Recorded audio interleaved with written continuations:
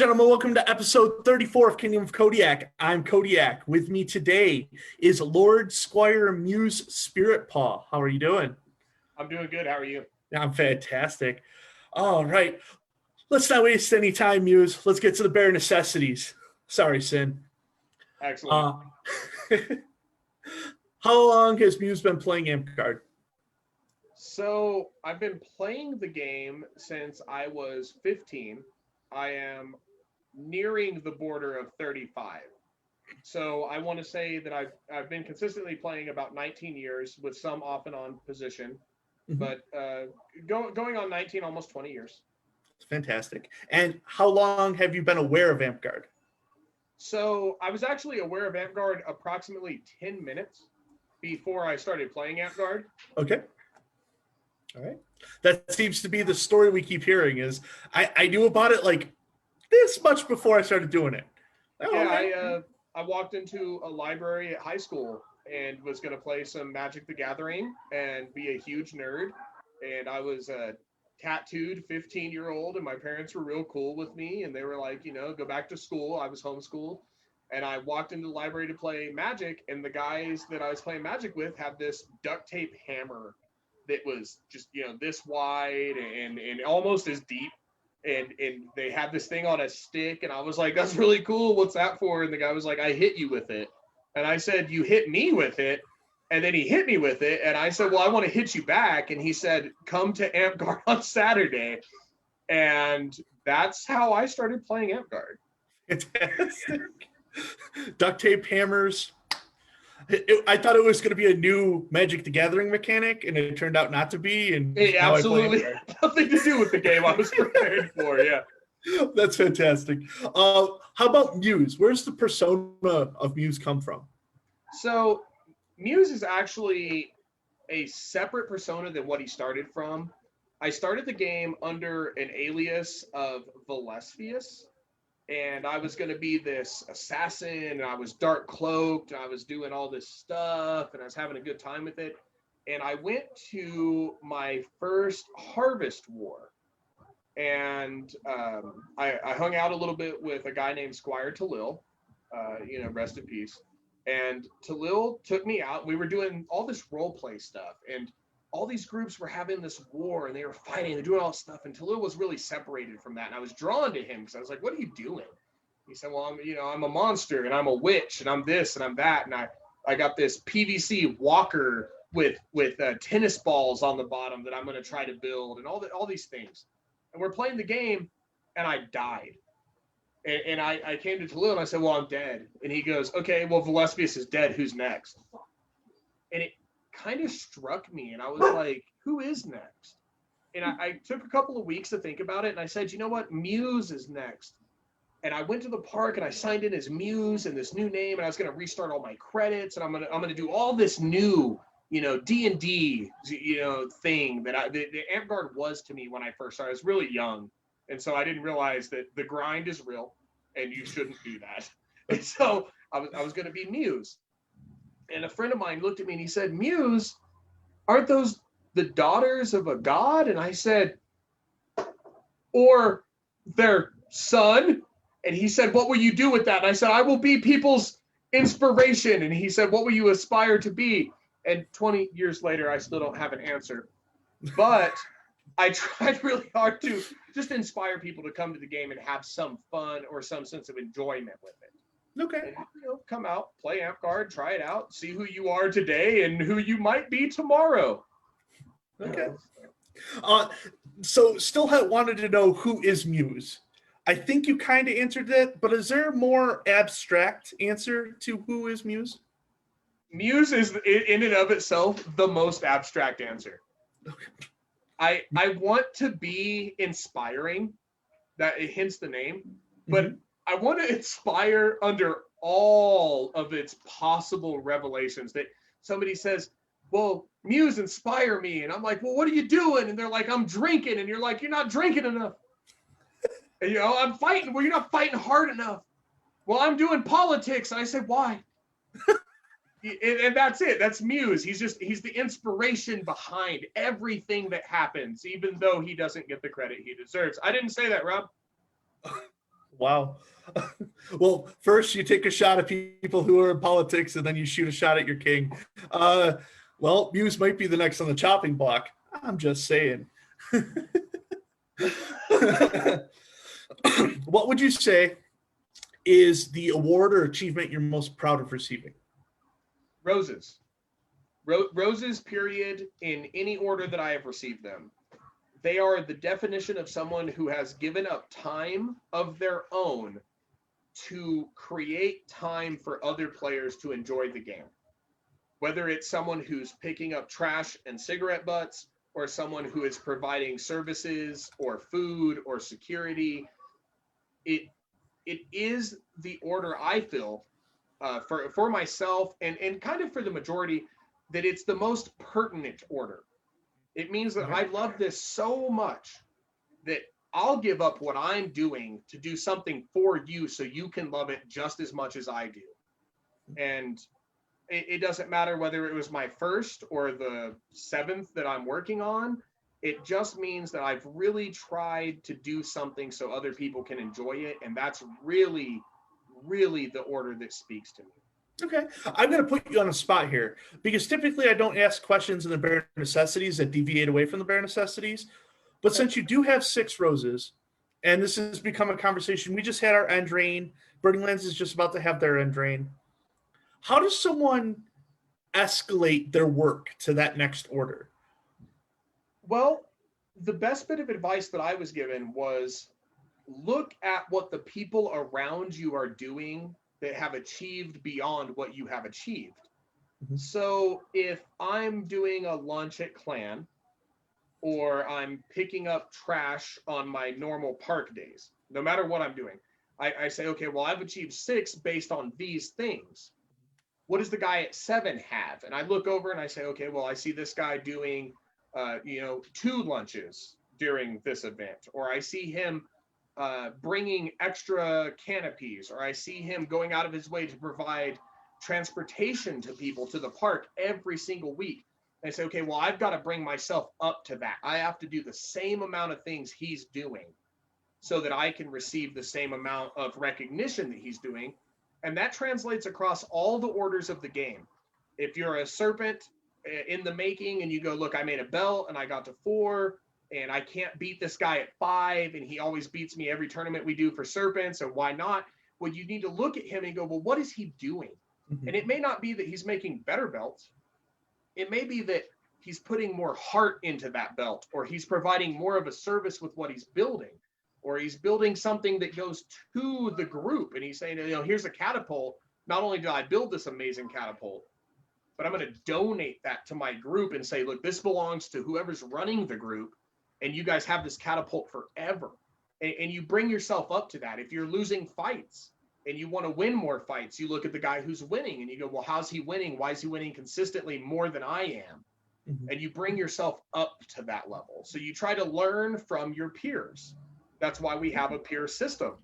It doesn't mean that they're going to take you under their wing necessarily and teach you everything they know, because that's how they got where they were. But you can always look to someone above you and study that person and say, look, I've really kind of figured out that this is what they're doing consistently, and that's what I'm going to try to do too, so that I can bring myself up to the next level. Okay. Yeah. All right.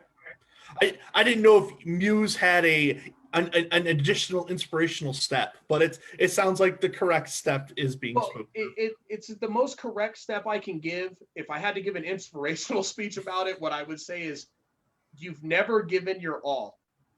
When you think you've given your all, you have only given 80%, and you can always do better than that. And when you think you've given 100%, you gave 80% again.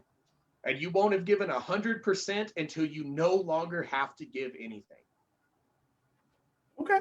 There you go. There you go. Inspiration for everyone. What would you say is your favorite battle game? Oh.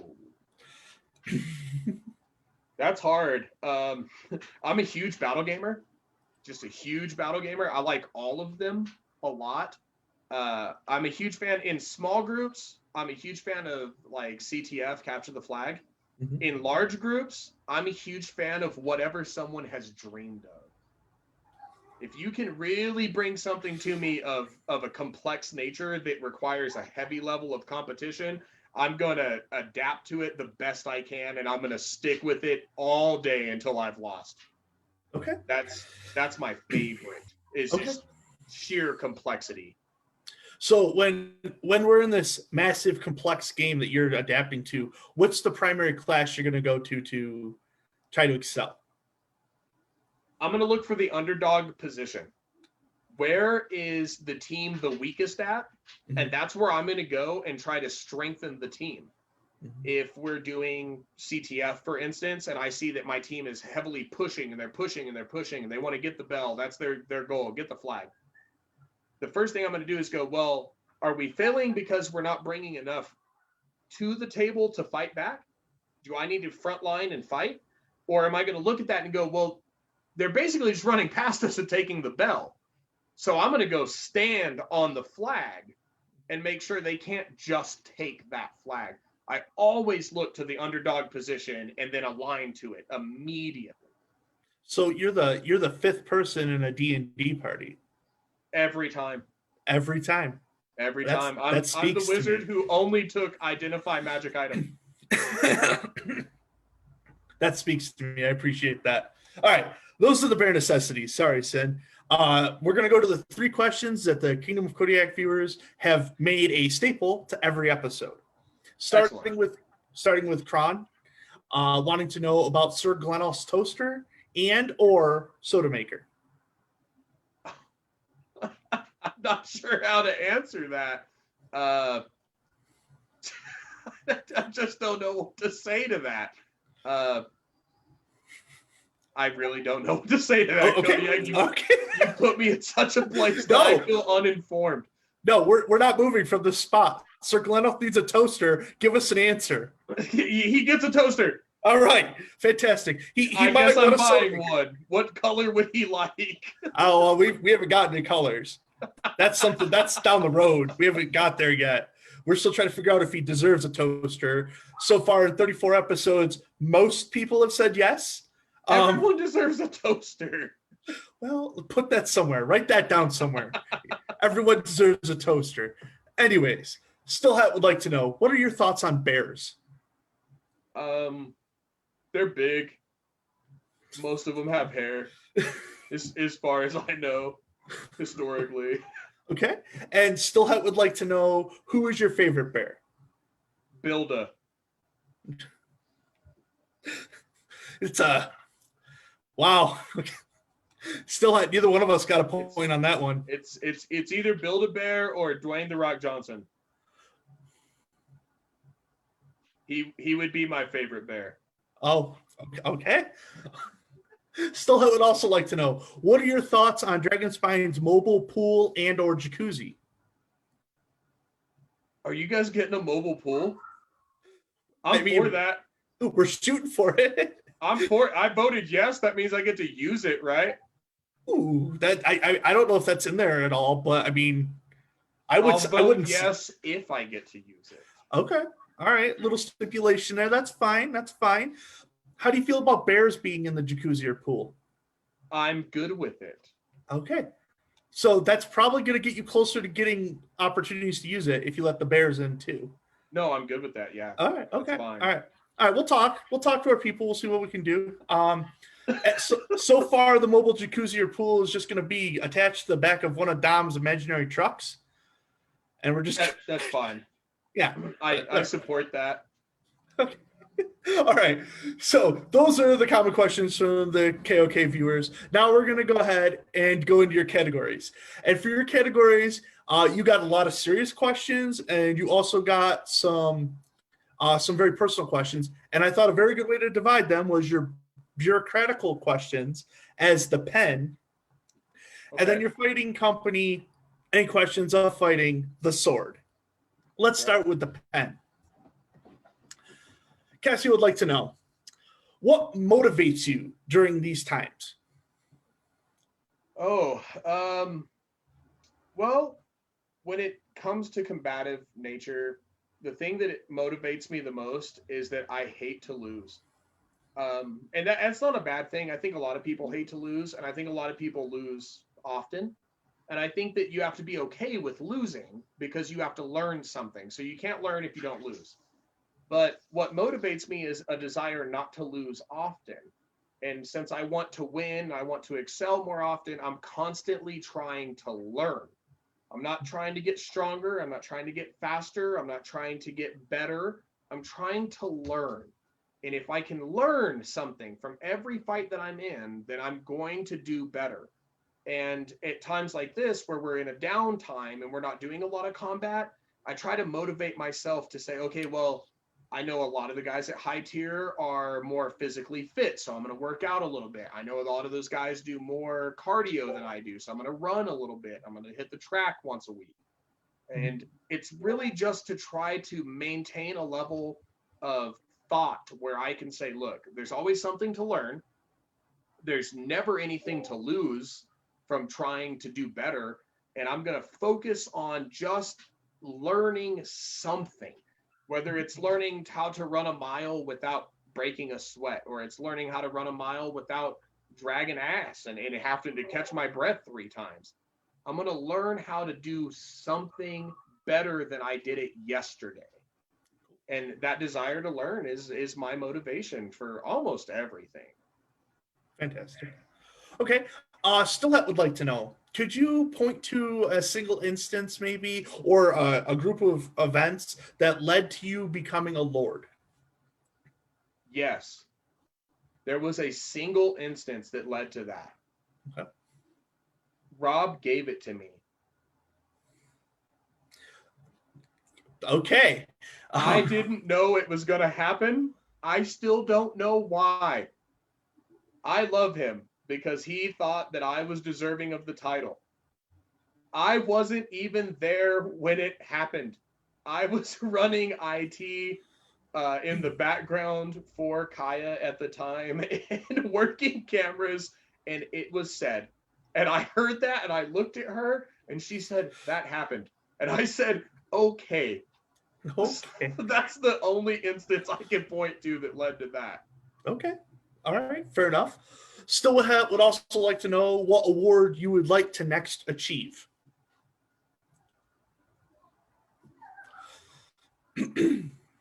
Yeah, any of them. Okay. Any of them. Anything that says that I did something that was worthy of that merit, that I tried hard enough. Essentially, I guess based on the path that I'm on, my next rose would be important to me. But really, any acknowledgement of somebody working towards something and receiving that is good enough for me, whether that's a first of something or an eighth of something or your warlord, or there's not any particular instance that I need to have this. It's more about a group of my peers looked at me and said, he's deserving of this. And so whatever that is, that's the next thing that I'm after. Okay. I'm starting to sense that as kind of a theme for a lot of people when you ask them about what their next goal is. Because there's like, I'm just here, and whatever comes is the next one. That's the one. But I think a lot of people that get on the grind essentially align with that thought process so that it's not a letdown when you don't get something you're after, but so that it's more of a reward when you get anything at all. Mm-hmm. And you say, look, I'm playing Amtgard. Somebody gave me something because I did really good and they thought I did really good at it. As opposed to saying, well, my next thing is I'm going to be a warlord, and then you never get warlord and then you're let down by it. Mm-hmm. Instead of saying, look, I'm just here and I'm having fun. And if I get something, that's awesome. And if I don't, that's cool too. You know, I'm still having fun. I'm still hanging out with my buddies. Right. Okay. So this is going to start the run of some pretty serious questions. And Sir Manthax essentially has put it on your shoulders to answer all of them. Okay, Manthax. Okay. Manthax would like to know the level of toxic players in the last few years has skyrocketed in Amtgard. How do we fix it? He thinks they've gone up, huh? That's what he says. From the question. So I actually think the level of toxicity has declined in Amtgard. with 20 years of experience, I can say that the majority of people have come to a position in their lives where they now think that everyone is equal to them, whether they are warlords and knights of the sword or first level warriors. Everyone has the ability to establish themselves as prominent in the game, that they can move up, they can do better. And I think that that level of toxicity has actually declined, whereas we used to have what seemed to be a majority of thought processes that people were, you're not a warlord, then you're not good. We don't have that anymore. We have a lot of guys that are 7th level warriors that are equally as good, if not better, than most warlords, and they just haven't had the chance yet to prove that. Sure. I don't think we have a toxic environment. I think there are some toxic elements to the environment, but there's toxic elements to every environment. I think ours is actually very minuscule. Yeah, I think what's happened in my short time in the game is that less people are toxic. There's been more changes to be less toxic. So Yes. when we see points of toxicity, it stands out much more. So I agree. I think there's something said about that. But that being said, each of our perspectives can be different. And from Sir Manthex's point of view, he could see something we're not seeing, which means that we absolutely. have to, I'd have to sit down with him personally and discuss that. And I don't think that will ever happen, because every time I've been in a room with Manthax, we've just wanted to hit each other. And That's it's fair. not really because we dislike each other. It's because I'm trying to get as good as he is, and I'm really hoping he sprains his ankle. I've yet to be in an area with Manthex where there wasn't fighting. I would like to just sit down and have a burger with him at one point, but that just doesn't ever seem to be the case. Yeah, it probably won't be. He's pretty outgoing and always trying to like evolve his combat. And so he's actually one of my more favored people to be around in the game. And if he sees a level of toxicity that I don't see, I'd be very interested in understanding what that is, so that we as a game can move towards trying to fix that. Yeah, absolutely. Sir Manthex would also like to know, do you think Amtgard can survive COVID-19? We already have. Here we are. Yeah. I'm on camera talking to Kodiak. We're running, you're doing Kingdom of Kodiak right now. I'm in garb. I got my stuff on. I'm repping my company. My friends in Hobbs that are there are still doing privatized fighter practices amongst those people that they know are COVID safe. Every chance that we've had to open the park, we've tried to open it. Every time that we've had to shut it down, we've shut it down. I think Amtgard has already survived COVID-19. I think we were probably more prepared for an instance like this than we give ourselves credit for. I think that we really knew that when the time came, many of us would have to take a step back and say, okay, I've got to find other stuff to do. I have to find an alternative. I got to keep myself busy some other way. And a lot of us have taken to working out or going to the gym. A lot of us have probably started drafting spell lists in our phone on the Spellbook app. Some of us have taken to doing the surveys and joining the focus groups that are out there right now for the new V9 that's coming up. Mm-hmm. I think we've already survived it. I don't think we have any issues with this. Yeah, my experience so far with it, and I know the question wasn't addressed to me, but given a little bit of insight to it, we still have reasonable numbers in Dragonspine. I know that there was other kingdoms coming to us asking what we're doing to keep our numbers where they were. Right. It's still here. It's just not the same. We have to evolve at this point. Yeah, we're evolving. We're learning to adapt to a situation that we never thought would arise. And really, I think there's a lot of people who still play Amtgard who maybe aren't interacting with Amtgard right now because their interaction is live. They like the live action aspect of what we do. And so they're gone right now, or we don't hear from them, or we don't talk to them. But let the park open. See what happens when things finally die down and we can do that. They'll be back. And new people will be out to do that. And a lot of people, honestly, I think this is a good chance for Amtgard to revamp itself and to expand. Currently, we're in a downtime. When it opens up, there's a ton of people who've been trapped in their house with nothing to do. Mm-hmm. And the minute you tell them that, hey, we do something every weekend, they're gonna start showing up and say, oh man, why was I doing this before? I didn't know any better. So the next question for in that same vein comes in, and that's how do we get to the point to where we can start playing again? Okay, so this being a complex issue, we get to a point to play when everyone else gets to a point where they can start doing what they want to do too. A lot of guys want to go to the bar and drink every weekend. Well, you can't. Or you can in your state, but you can't in the other state. Or you want to go out and you want to go kayaking, and the waterways are open here, but they're not open there. Essentially, we all get back to a position of play when we finally get to a point where things have died down and they're safe for people. If we were in the middle of warfare, you wouldn't run out and say, I want to play table tennis in the middle of a combat zone. And that's the same thing. We're not trying to go play Amp Guard right now because we don't want anyone we know to be hurt. I'd love to get with you on a weekend and say, look, me and Kodiak are going to beat each other up until one of us figure out who's better. And then we can take that information and we can go to the next tournament. We're going to get more warriors. Well, that's great. But I'm not willing to meet with you on a weekend and fight you. And not because I don't want to get sick, because I don't want you to get sick. I don't want anything bad to happen to any of the people around me. And we get to a point of play when things calm down. And it's unfortunate to have to say that, but that's really the truth of the matter. We're just in a state of waiting. And we have to wait because we care for each other and we don't want bad things to happen to one another. Sure. We would also already know who the better fighter is. It's you. But we don't need to talk about that. It always depends on the day and the amount of dehydration that I'm under.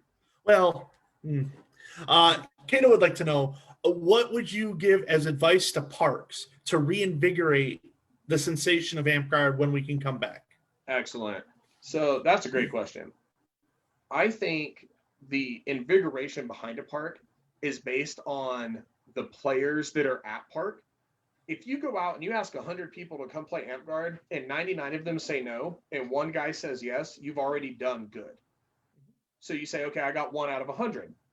So instead of asking 100 people and getting one guy, go ask 1,000 people and get 10 guys. Go ask 10,000 people and get 100 guys. Go ask every single person you see and you know to come play Amp Guard with you and to try it.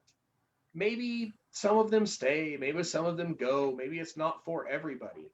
But getting a park going is really just about how outgoing you are. If you're willing to go out and ask them to play, someone is bound to say yes. Mm-hmm. Absolutely. I mean, you think about the number of people that come to your park once, that show up and try it. And then just think if you stayed on your grind for recruiting, that could happen once a week, once every other week. You could have that one person. Eventually, that one person's going to stick, and now they're here full time. And now you're on a whole nother plane with someone else. You just got to keep working, grind. Yeah, my best advice is if you got 10 players, ask every single person at your park to go ask 10 of their friends to come try Amp Guard. Mm-hmm. That's 100 people. If you get one person, that's great. The next time you try that, you'll have 110. Right? So as your park grows, you can consistently ask them to go out and ask more and more people. It's the same way we use social media. When I start Facebook on a new profile and I say, be my friend, I get 10. And then those 10 people have friends by extension, people you may know, and then you join in, and that number grows. So we have a lot to learn from social media. And I think that if we adapt that same principle to the way that we recruit, we'll see higher numbers for every park at every single level. You just have to go out and try to get them to come and play. Fantastic. All right. And then Stillhead would like to know, post-COVID, what's a park or a kingdom that you're really looking forward to visiting? None of them. Burning Lands is the best. Oh, well. I don't look forward to visiting any of you. Every time I go, it's self-punishment. I'm driving to Dragonspine so I can lose. I'm going to Iron Mountain so I can lose. I went to Golden Plains so I could win. I didn't mean that, but I said it. So you go, I really honestly, I like going everywhere. Yeah. I've never been anywhere and not made a new friend. And that could just be my experience with the game. But honestly, every park has something to gain from having a visitor, and that visitor has something to gain from visiting that park. Dragonspine is my favorite park to visit, but that's because I came from there. I love to go see you guys, man. I love to play in the entire kingdom. There's nowhere in DS that I don't think is wonderful. And it's the same thing with BL. Even if I'm driving to Alpine and playing with people I know, or I'm going up to GM and playing with people in Odessa, everywhere I go, I meet somebody that I'm really thankful to have met. That's so fantastic. I just look forward to being able to travel again. Okay. Well, so we're talking now, we're going to talk a little post-COVID serious conversation now. Manthex, you may know him. He keeps asking you questions. I'll bet. How do you feel about opening up Paladin and Anti-Paladin?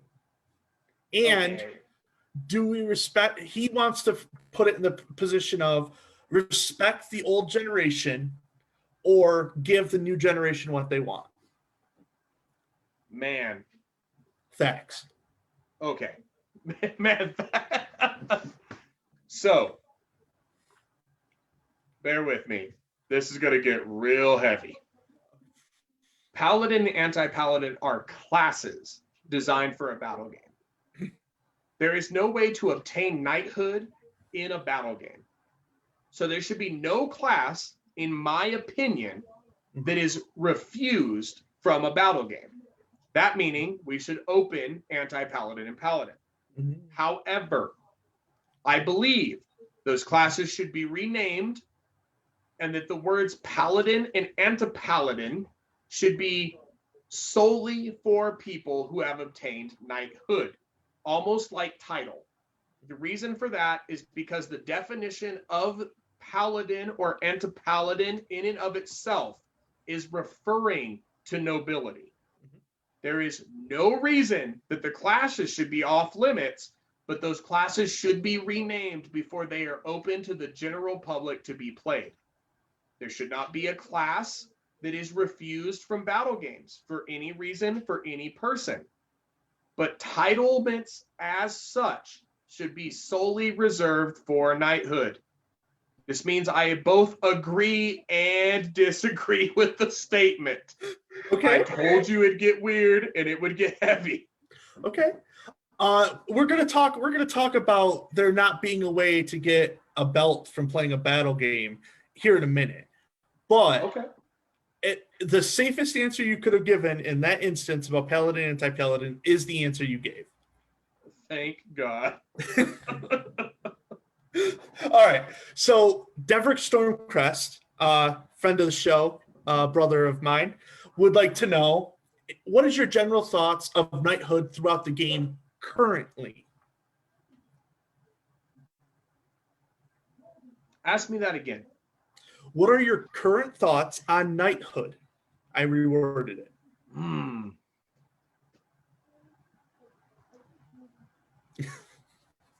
Oh, man. Well, because I'm a squire, because I aspire to knighthood, right? My general thoughts about knighthood is that there's something that a group of your peers believes you're worthy of. Mm-hmm. The unfortunate effect of knighthood is that is not always the case. Because you can have obtained something that your peers go, well, you've got masterhood. You've earned this. You deserve this. And you go, yeah, I'm a master. I'm a master rose. I'm a master serpent. I'm a master lion, whatever. And they come back and they go, well, the Circle of Knights says you can't get your knighthood. I think knighthood is something that you obtain to based on what your peers believe about you. But I don't necessarily believe that your peers should be the only thing determining that. I want my knight to say I'm worthy of knighthood because I want him to represent me before the Circle of Knights and say so. But I don't want a group of knights who say, well, half of us don't like Muse. They say, why? Well, he's too damn uppy, or he's too happy, or we don't like him. He just gets along with everybody, and that's it. And I go, okay, well, what do you want from me? And they go, we want you to be more selective about your friends. Well, what does that have to do with knighthood? Right. Sure. Right. And so I'm really torn about knighthood in the game currently. I want people to be able to obtain it, but I don't want it to be easily obtained. And I don't know where we're supposed to be in the middle with that. I really don't have an answer. I wish I did, because I really, I want to be a knight, and I want everyone around me to be able to be a knight, but I don't want it to be something we can just get. I want it to be something you have to really want. I want you to want it. I want you to love it. I want you to earn it. And I just don't have a good answer for him. I really wish I did. I really wish I did. That hurts me deeply as a question. And it may take me some time to come up with an answer, but if I ever do, you'll be the first person to know, Kodiak. Well, I think where we're at right now, and again, you have 6 times as much time in the game as I do. But it's been a while. Yeah. It's been a while. It's been a while. So I think the process to knighthood, once you're a candidate, is the hang up. Yeah. If anyone was willing to say, yeah, I mean, I'm the current monarch of Dragonspine. We've got candidates, we've got people who have refused that don't want that. The masterhood is what they want. Yeah, they've obtained what they're willing to obtain. Right. But to think that if Muse was up for knighthood, that there would be someone that said, no, because of this. First off, you should be aware of what that is so that you have an opportunity to correct it if you believe it should be corrected. Or that you can go to someone and go, hey, this is not an issue for knighthood. My friend circle is not an option for whether I am qualified to be a knight or not. Absolutely. The best information that I was ever given about knighthood comes from the person who runs my company. And our tyrant had a motto that I have adhered to strongly since I've joined the company, and that is, I will suffer no fool. And that really translates to knighthood strongly, that if the issue with your knighting is the people that you align with, or a thought process that you have, that they think that's not what's worthy of knighthood, what they're asking you to do is to become what they want to be a knight. And that has never been what knighthood is about. Knighthood is actually about being something different than everything else at the table. You don't put a circle of knights together because everyone's the same. You put a circle of knights together because everyone is different. They have something to add to that. I apologize, my red healer saw a raccoon. That you're different, you're changing, and you have something to add to the argument.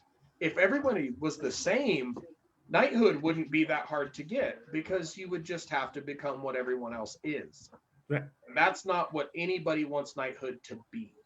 Sure. I just a little bit more of expanding on this, because knighthood is my favorite topic. I love the topic so much. If you are a master, that means that you are good at that ability. Correct. If you are willing to teach and lead that ability, you are now a knight. You've already sold me. Thank you.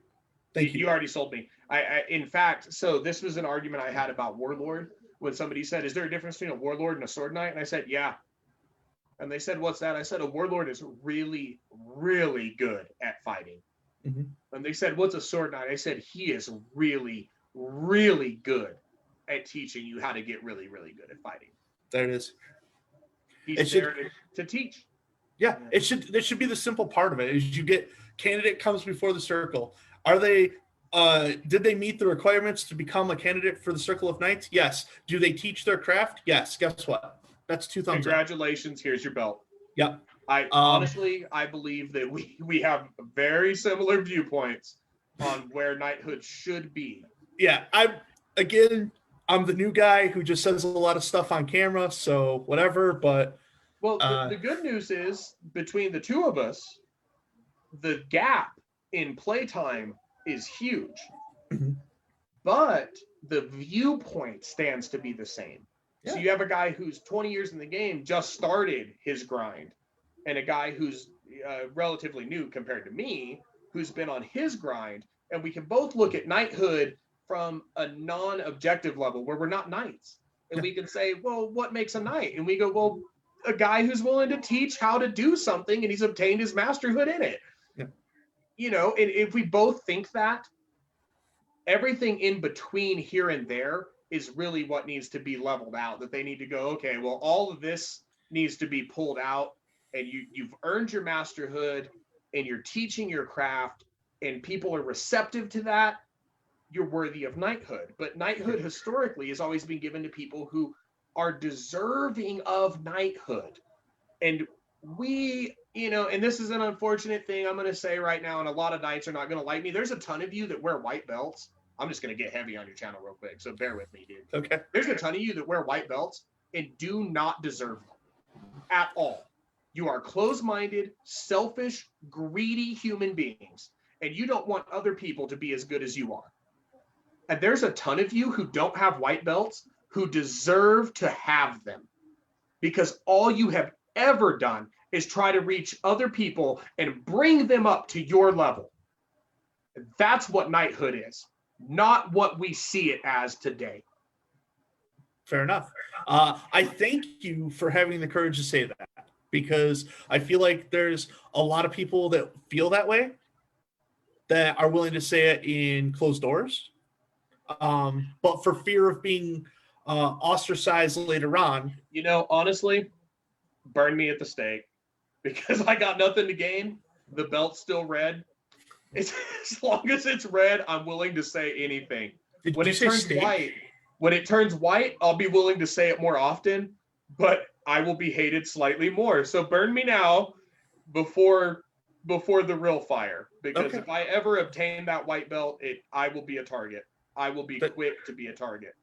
Okay. All right. Speaking of white belts, and this brings us back to a question that we had earlier that I said would be referenced. Manthax would like to know, Sir Manthax would like to know, do you think there should be an additional path to sword belt, or do you think there should be a 5th belt at all? Oh, wow. Oh, actually, wow. So that's like maybe the deepest question somebody could have asked me. I do believe there should be additional paths, not just to sword belt, but to almost every belt. Mm-hmm. I think roses are pretty forward. Mm-hmm. And I think that when you're in a position of politics or monarchy, that belt path is pretty forward. But I think serpent belts and sword belts both need to be reestablished for what they are. I think that it's unique that, and I'll go to serpent for this as opposed to sword. Okay. Because I think it makes my argument with a little more clarity. Somebody makes a $10,000 ball gown because they can hand lace, and they can hand pearl, and they do all these beautiful things. And they are consistently winning, and they get their serpent belt. The other guy is a carpenter, and he does carpentry, as is implied. But he can't seem to beat her because he doesn't do a $10,000 wood project. He just does the best he can do with what he has to work with. Does that mean he's not a master of his craft? Absolutely not. It means that in the tournament, this person has consistently been given the ability, be it their lifestyle or whatever it is, that they have managed to be able to do this, whereas he is only able to do this. It doesn't mean they're not both masters of their craft. It means one person is being awarded more because of the value that is being put behind that. Mm-hmm. Now that extends to sword knighting too, but it does so in a lesser way, in so much as that if you're consistently an 8th level warrior and you're teaching everyone around you how to do it, and your players that are following this guideline that you've set forward are consistently reaching up to that 8th level, and you can't go to 10. You just can't. You're not a warlord. The other guy goes to warlord, has no issues with it. He works out in the gym every day. He has the time to go to the gym every day. He has the ability to buy the equipment he needs. He shows up to every Inter-Kingdom tournament. It doesn't mean you're not both masters of your craft. It means one guy has the ability to do something that you simply lack the capacity to do. You cannot show up to every event. You have 2 jobs. You can't work out at the gym every day. You have 2 kids and a wife and 2 jobs, and you got a car payment. And you're like, look, if I make it to the gym once a month, that's a miracle. Mm-hmm.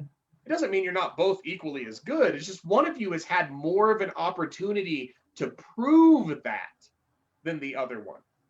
Mm-hmm. There should be additional pathways to almost every award we have in AmpGuard.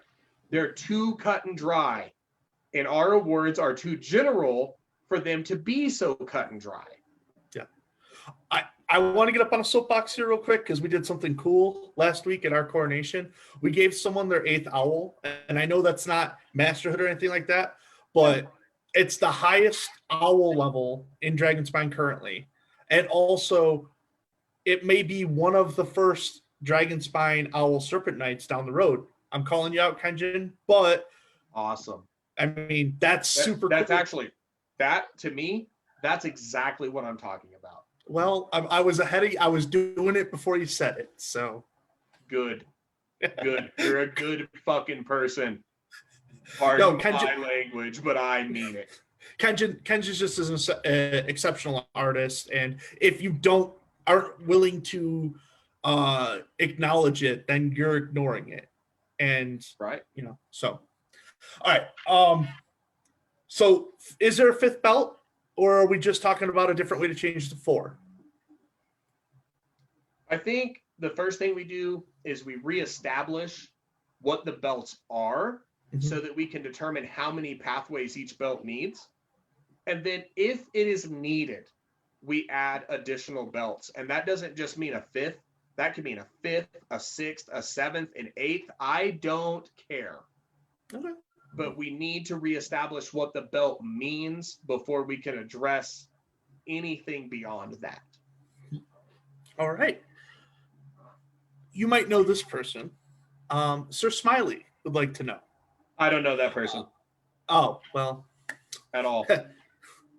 Well, Sir Smiley, we'll have to talk because before this video started, you might know the person I'm talking to, but he seems to not know you. That's fine. Sir Smiley would like to know, what is your top 10 rankings of the squires in your immediate belt line? So how many squires are in your immediate belt line? There are 12.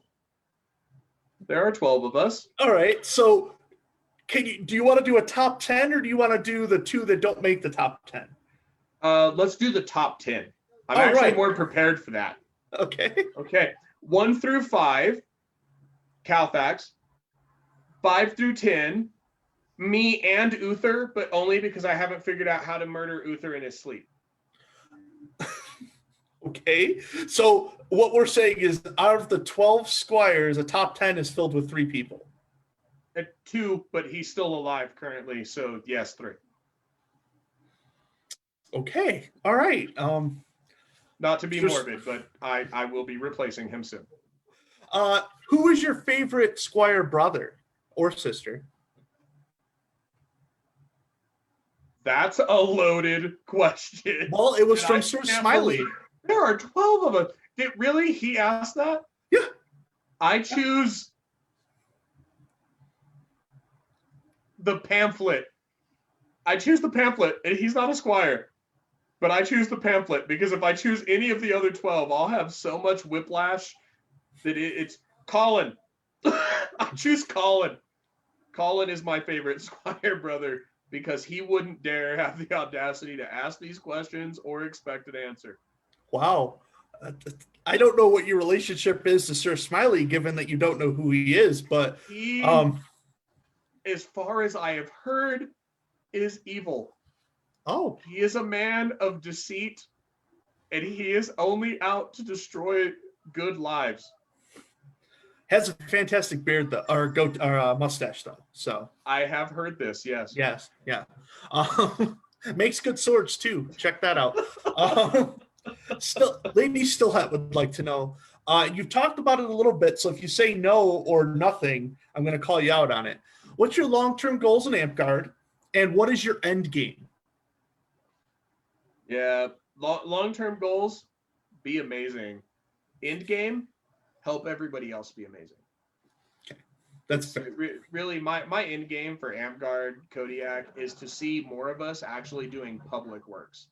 We're a not-for-profit game, and I believe that we should be functioning more so as a not-for-profit than we are a game.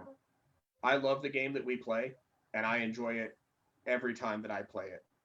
But I see no reason that we are not feeding the hungry, helping the homeless, walking dogs at dog parks. My end game for AmpGuard is to see AmpGuard adapt and evolve to become something more than it has been recently in the past. That's high goals. If your bite is as big as your bark, there will be no doubt that there will be a white belt around you.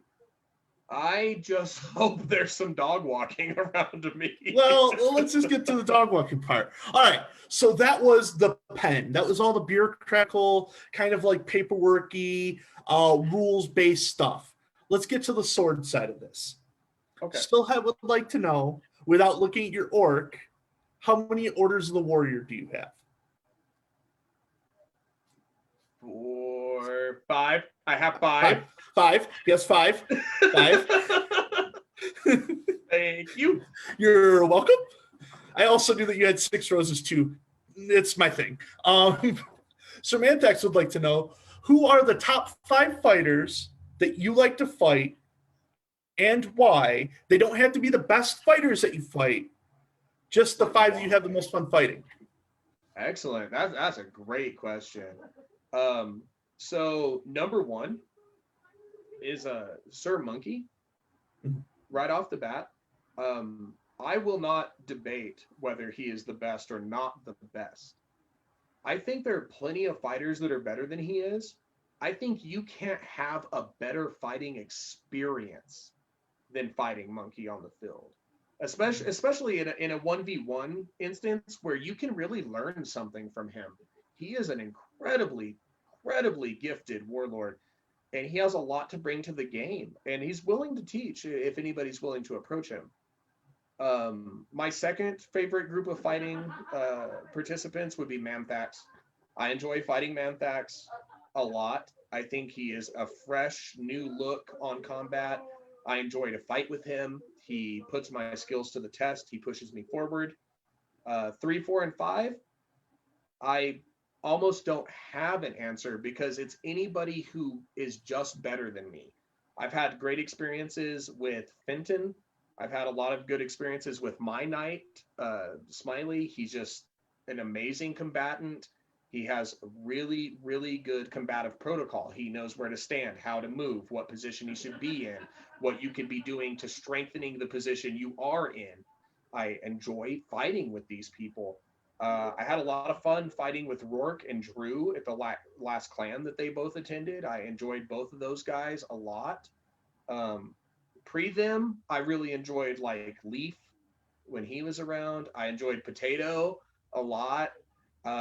Mostly I like getting beat up, man. It's hard for me to give a top 5 list because I like the guys who just whoop on me and make me look like I don't know what's going on, because I've always thought I was really good.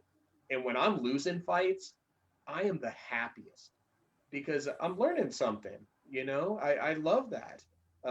Probably one of my favorite all-time fighters for the list would be you. Because I like how happy you are all the time. Because I'm the hype man, and you get me hype. And I just love fighting with you, Cody. I love it because we end the fight and we're both just like thankful to be able to hit each other. And I'm like, I don't get that experience with a lot of guys, man. And you're my hype man, dude. I was gonna say in the tournament we were in, the 0-4 at GOTC, the last time we could meet in person, we fought for first place in Flow, I believe. Yes. And we finished, and it was just a huge hug after because we're like, that was awesome. We simoed a couple of times. We were, it was great. Yeah, it was a power struggle. It was height, it was agility, it was strength, it was all these different portions of fighting came together at one time, and we really clashed as equal combatants to determine who was going to move forward. And just losing in that instance, I was just blown away. I was like, he's so much fun to fight with. He just met me on every angle I could bring. And so really, you were an enjoyable fight, man. Oh, But I'm about those hype men. I like those guys that like to do what they do. And that's, I mean, that's my list. I couldn't give a 1 through 5. I couldn't give a 1 through 100. I can say of recently, my most enjoyable fights have been you, and I hope that we get to do it again. well, of course we will. I do want to point out though that you mentioned that Sir Smiley is your knight, but you didn't reference that you even knew who he was. I don't know who that is. Okay. Okay. El Diablo would like to know, what is a junk stab?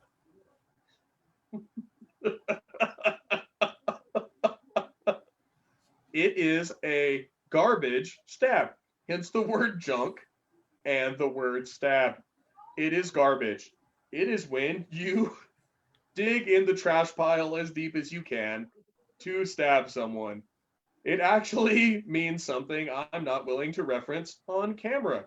Okay. Have El Diablo message me directly for directions on how to properly apply the junk stab.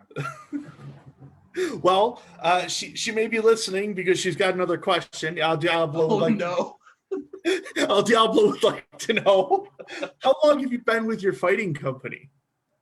Long enough to learn the proper application of the junk stab. I've been with them maybe I want to say 5 years. I'm not real good with numbers, man. So I'm sure my captains are watching right now and they're like, you don't know how long he's been with us. Like, the amount of torture I've endured, time has slipped away. It has gone somewhere, and I don't know where it's gone. It seems like a freaking eternity that I have been dealing with these guys. But I've been with them just long enough to learn that camaraderie and loyalty may be the most important aspects of the human character. Okay. Kai, I would like to know, what is a sponsor in your company? What's sponsor mean? It means someone who tortures Kaya. That's weird. Yeah. What's your favorite part about being a sponsor? Torturing Kaya. Okay. All right. There seems to be a very reiterating questions. Well, they seem to be coming from the same person. Oh no! Did she really? A sponsor in my company is, as it sounds like, someone sponsoring you towards something they believe you should be in. My favorite part about being a sponsor is that I will torture you if you have selected me as your sponsor. Whether I think you're willing to go through with it or not, I will torture you to the bitter ends of the world. When you've dropped off the edge, I will jump over the side and continue torturing you into oblivion. Well, what would you say? Watching. What would you say is your least favorite part of being a sponsor? Both of the before asked questions. Oh, okay. That's fair. Dame Annabelle Lee would like to know, are all of your company mates tall? All of them but Kaya.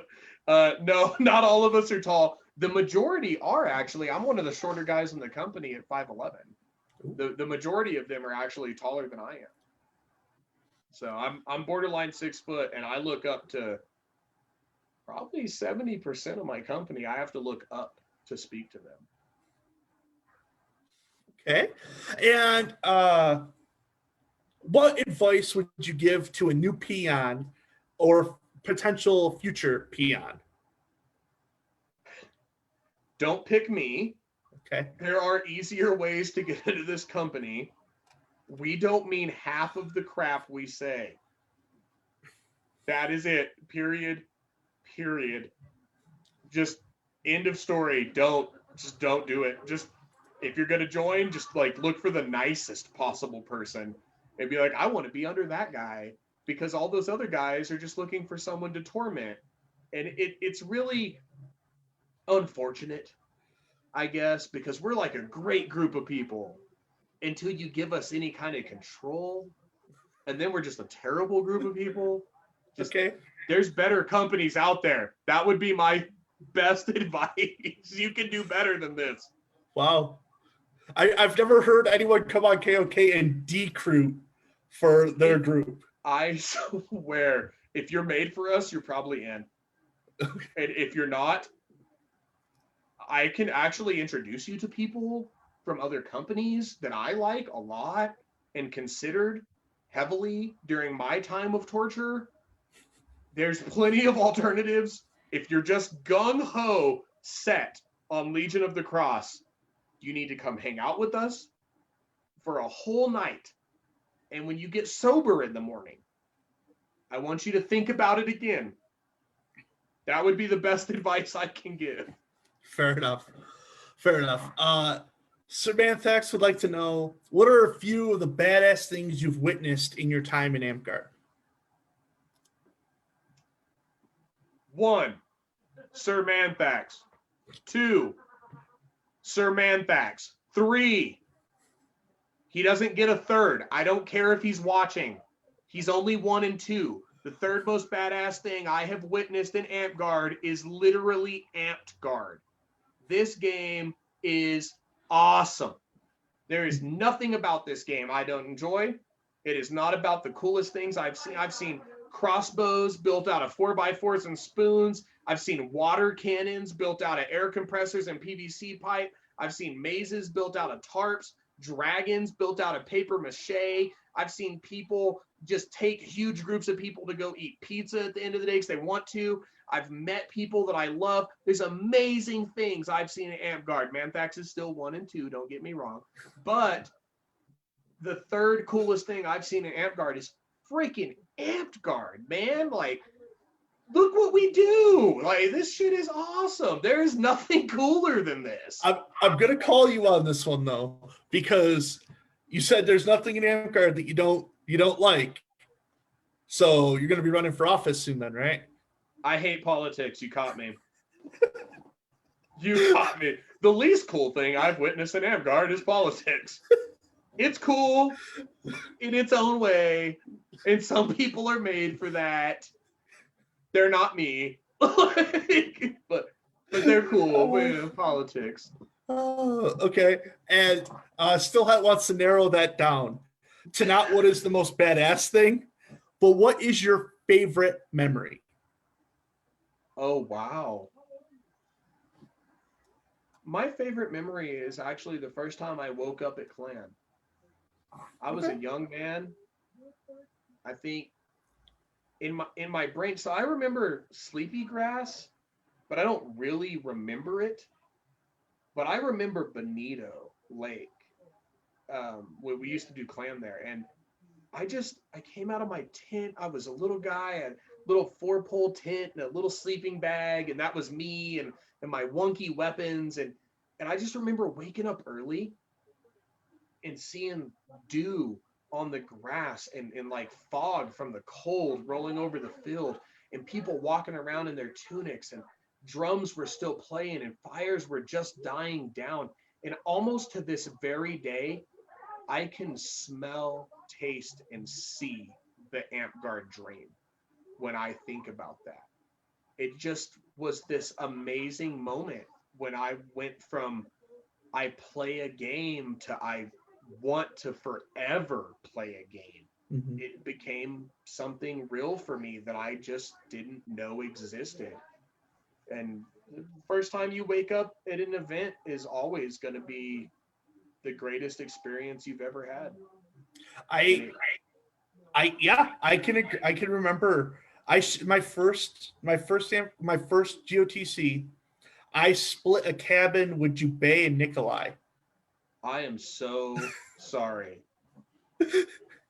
No, Nikolai's great. No, Jubei was on security a lot, and Nikolai was doing a lot of the maintenance stuff.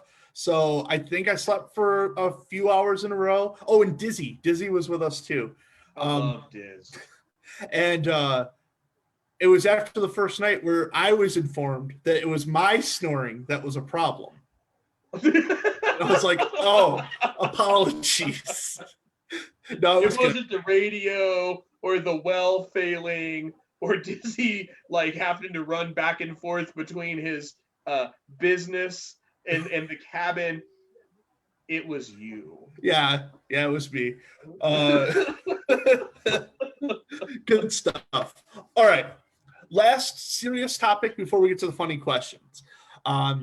Sir Manthax would like to know, should trans fighters or female fighters be held to the same requirements as others to achieve Warlord? Excellent. This is a good question.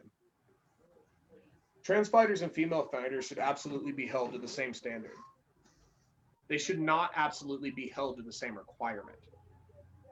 They're not required to fight people who are 6.5 foot tall, 240-pound bodybuilders. No, you are disadvantaged. Mm-hmm. You are probably smaller. You are probably frailer. You are probably thinner. If you are a female, then you probably have hip functions that are different than a man's hip functions. Your combative techniques will differ. The way you hold your shield will differ. If you are large chested, the position in which you hold that shield will differ. The way you swing a weapon, the way you hold a weapon, the way you use a weapon will be different. You should not be required to live up to the aesthetic values of the men around you. You should be held to the same standard. I expect you to excel, to be good, to be great. I want you to be a level of combatancy that other people around you excel to be at. That other women look at you and they say, I want to be that good. That other transgender fighters say, I can be that good. But you are not required to fight with someone like me. I am 6 foot tall, 240 pounds of pure fucking meat. You don't have to fight me. That's not reasonable. Beating me doesn't mean you're not good or you are good at fighting. If you beat me, you're amazing. Way to go. If you don't beat me, it could simply be that I have 4 inches of reach on you and 6 inches of height. It is ridiculous that we expect female and transgender fighters to be able to excel at the same level of combatancy that 6.5 foot tall, 300-pound men excel at. Yeah. I irrefutably will refuse to ever accept that there is one standard of combatancy.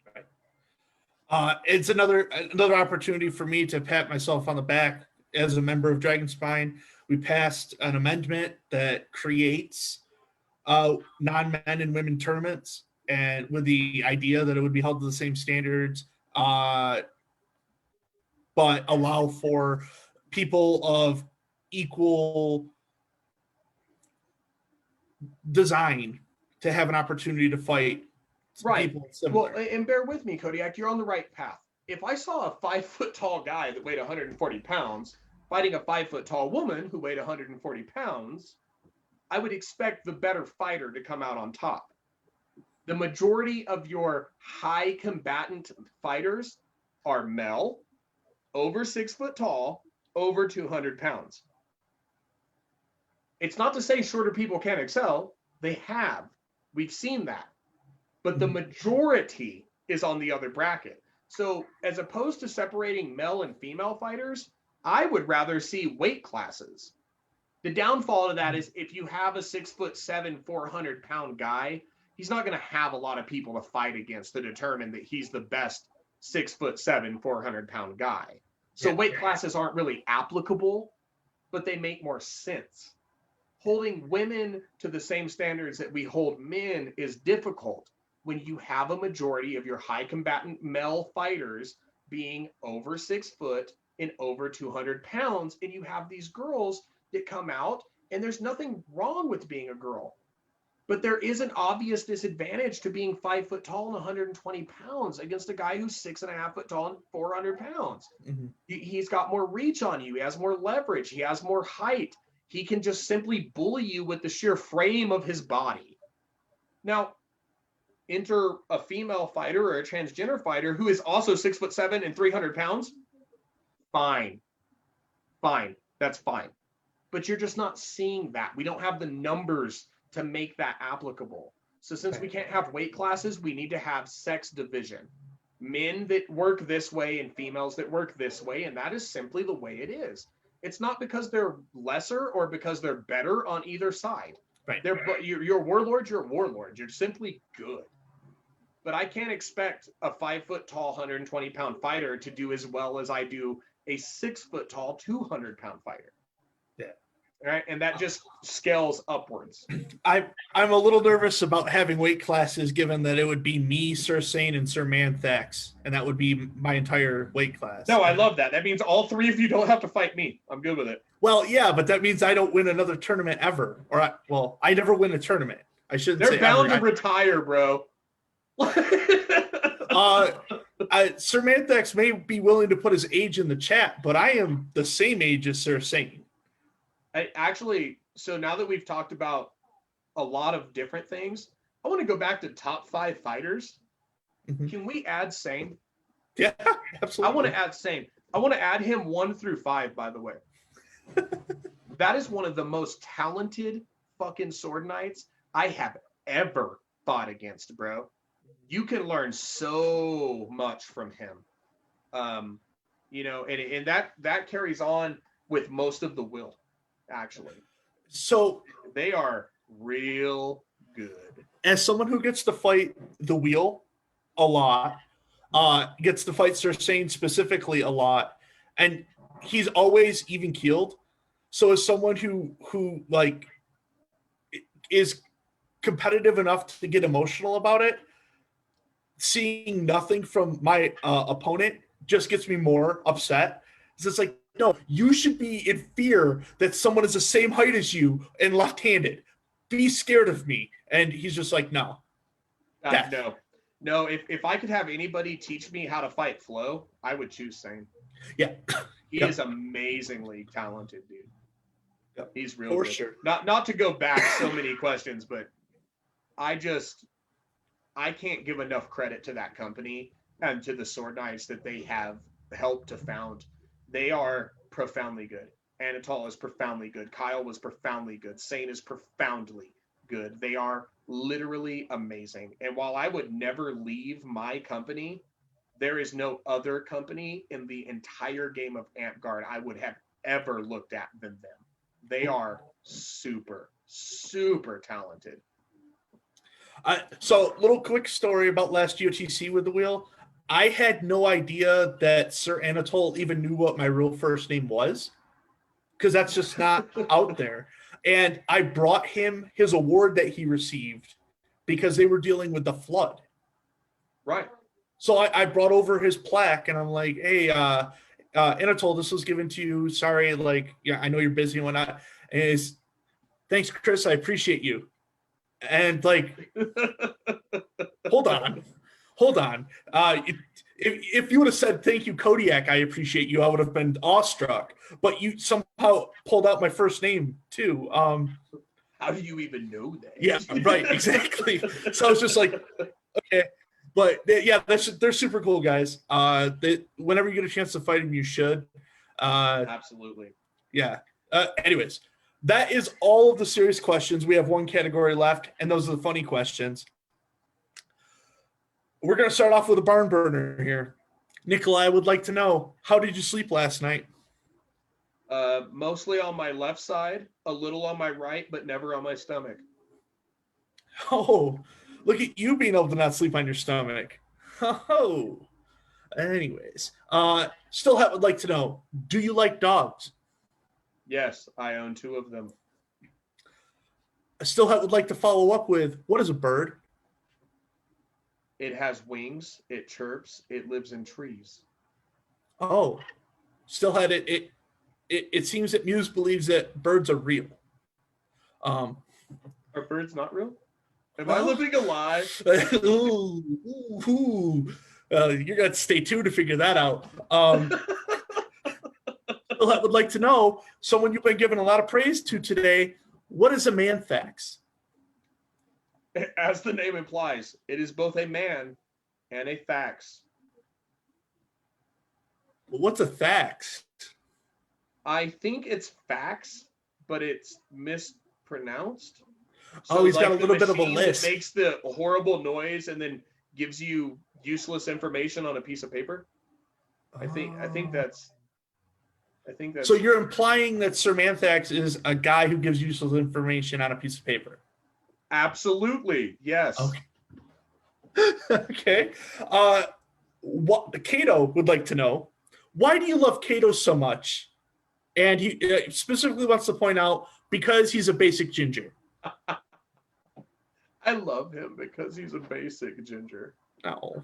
He's easy to love. There's not a lot to guess at. It's true. He's soulless.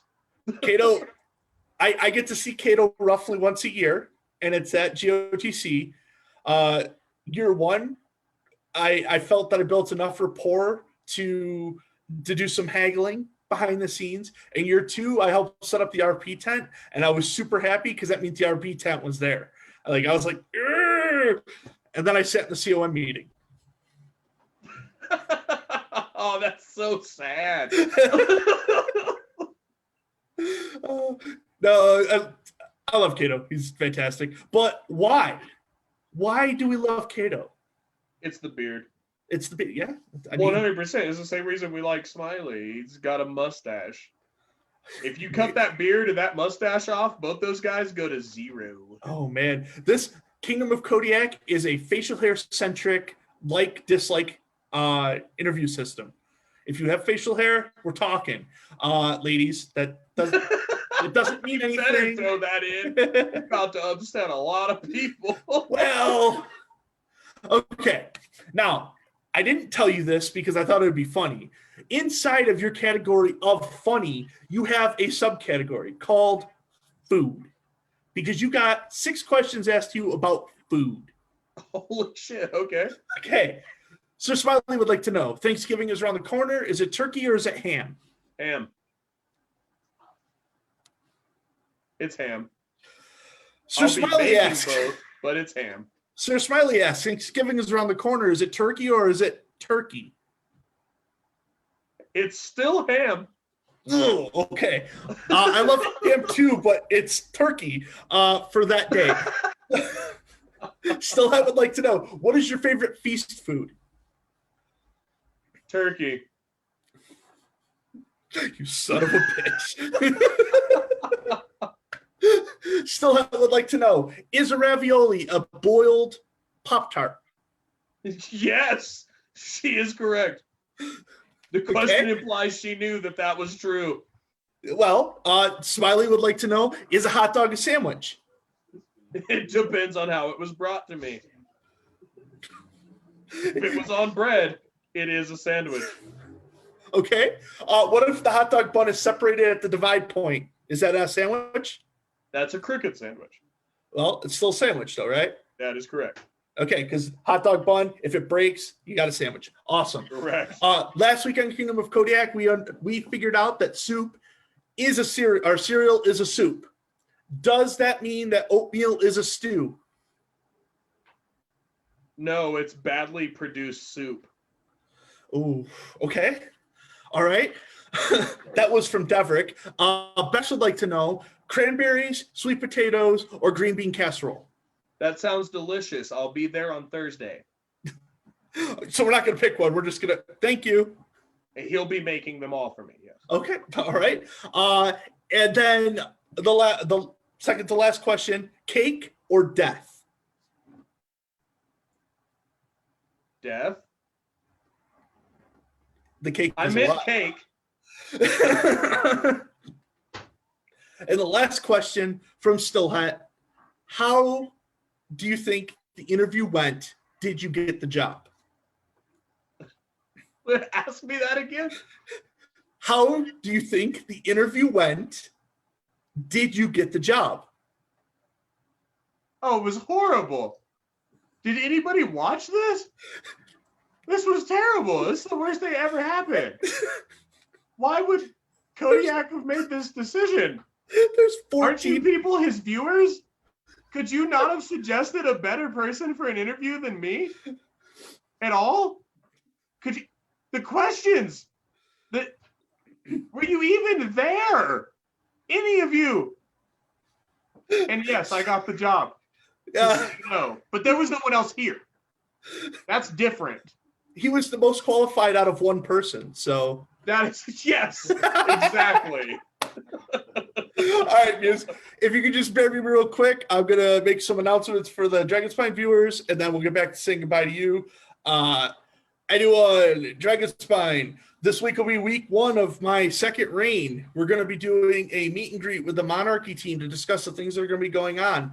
I will post a schedule probably tomorrow, as I haven't finished it for tonight. If I get it done tonight, it'll go up. But meet and greet with the Monarchy team. We're going to be talking about the overarching Magic tournament that we're going to try to do for the entire reign.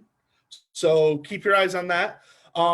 Additionally, let's see, next week we're going to have on Monarch of Glassforge Highland. I think that's everything. Also, this is a shout out to all of you who said that there needs to be an amendment for ANS having credits connected to it. Put that amendment in. This is also a shout out for those of you who said that we need to point out how we build the coffers for the kingdom. Build that amendment. That needs to be put in. Anyways, Muse, thank you so much for coming on. I miss you. Thank you. Thank you very much for having me. I miss you too. Well, soon we'll be doing this. It'll be great. Until then, viewers, I've been Kodiak. This has been Kingdom of Kodiak. I'll see you next week.